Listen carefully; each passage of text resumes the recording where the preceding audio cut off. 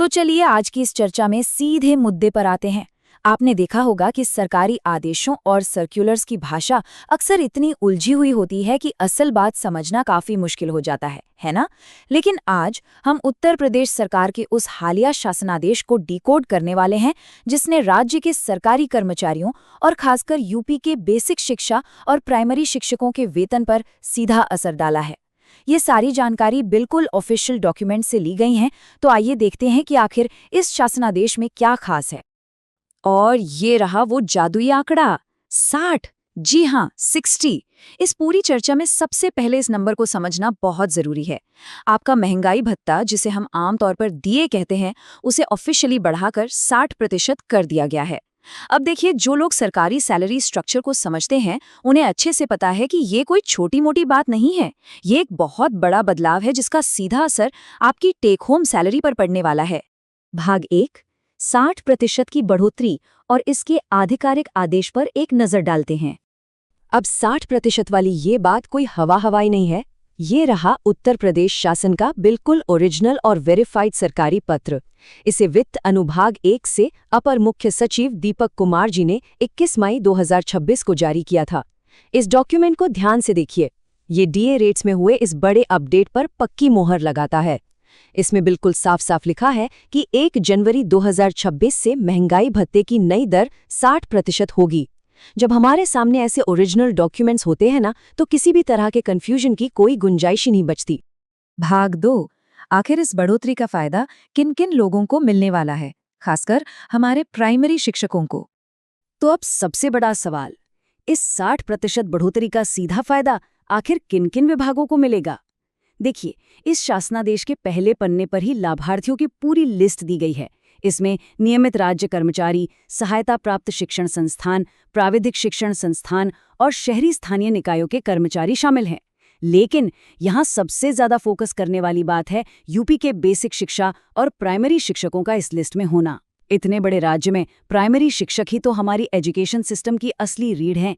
उनका इस आदेश के दायरे में आना उनके मंथली पेचेक के लिए एक बहुत ही शानदार खबर है। भाग 3, अब बात करते हैं एरियर की टाइमलाइन की, यानी ये पैसा आपको कब और कैसे मिलेगा। पे आउट की इस टाइमलाइन को समझना लिटरली बहुत जरूरी है। देखिए, इस बढ़ोतरी को 1 जनवरी 2026 से बैकडेट किया गया है।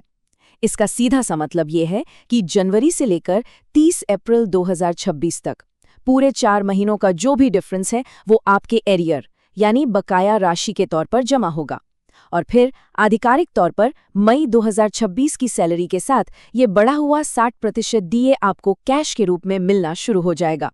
भाग 4, पीएफ और एनपीएस के तहत एरियर जमा करने के क्या रूल्स हैं, आइए देखते हैं। अब जनवरी से अप्रैल तक जो आपका 4 महीने का एरियर जमा हुआ है ना, उसके रूल्स थोड़े से टेक्निकल हैं, लेकिन बहुत बहुत इंपॉर्टेंट है। शासनादेश का ये जो दूसरा पन्ना है, ये बिल्कुल साफ कर देता है कि कर्मचारी की पेंशन स्कीम के हिसाब से उनका एरियर किस खाते में जाएगा। डॉक्यूमेंट के पॉइंट नंबर 4 और 5 में इसे काफी डिटेल में समझाया गया है, और खासकर यूपी के बेसिक शिक्षा और प्राइमरी शिक्षकों के लिए ये जानना तो बहुत ही जरूरी है कि आखिर उनकी मेहनत का ये बकाया पैसा कहाँ जाके लॉक हो रहा है। ये टेबल इस पूरे अंतर को बहुत ही शानदार तरीके से समझाती है। देखिए, जो रेगुलर प्रोविडेंट फंड यानी पीएफ वाले कर्मचारी हैं, उनका एरियर सीधे उनके पीएफ अकाउंट में जाएगा और 1 मई 2027 तक पूरी तरह से लॉक रहेगा। वहीं दूसरी तरफ जो लोग नेशनल पेंशन सिस्टम यानी एनपीएस के दायरे में आते हैं, उनके लिए कहानी बिल्कुल अलग है। उनके एरियर का 10% हिस्सा टियर 1 पेंशन अकाउंट में जाएगा, और मजे की बात यह है कि राज्य सरकार भी इसमें अपनी तरफ से 14% का कंट्रीब्यूशन मिलाएगी, और जो बाकी 90% बचा वो या तो पीपीएफ या नेशनल सेविंग सर्टिफिकेट के रूप में दिया जाएगा। तो अब देख सकते हैं कि दोनों सिस्टम्स में कितना बड़ा फर्क है। अब आप शायद सोच रहे होंगे कि मान लीजिए अगर किसी प्राइमरी शिक्षक के पास एक रेगुलर पीएफ अकाउंट है ही नहीं, तब क्या होगा? क्या उनका पैसा डूब जाएगा?